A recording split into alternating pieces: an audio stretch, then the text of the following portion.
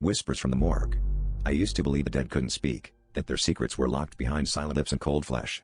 But the first time a corpse whispered to me, I nearly dropped my scalpel. Her voice, raspy and urgent, echoed in my mind, "Find the locket."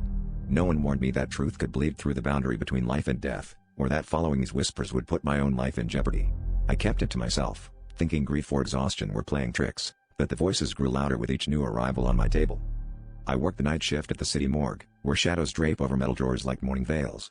Last week, a John Doe arrived, his body mangled from a supposed hit and run. As I made the Y incision, his lips twitched, and his eyes rolled beneath bruised lids. "The river holds the key," he murmured. My hands trembled, but I pressed on, rationalizing that stress was making me hallucinate. Yet, curiosity gnawed at me, and after my shift, I visited the riverbank, where I unearthed a blood-stained notebook wedged between roots, its pages smeared with frantic confessions about a string of murders covered up by someone powerful. The next night, the whispers became a chorus.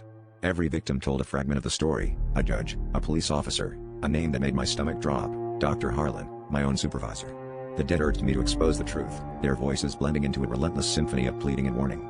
I realized the victims weren't random, they were all tied to the same case, the same secret, and somehow, I was now tangled in the web. Tonight, as I lock the morgue door, my heart drums in my chest. My phone buzzes, a message from an unknown number: "Stay silent or join them." I glance at the newest arrival, a face I recognize from the news. As I lower my scalpel, a cold breath brushes my ear. He's here. The lights flicker, plunging me into darkness. I finally understand, the dead never wanted justice. They wanted revenge, and now, they're using me to get it.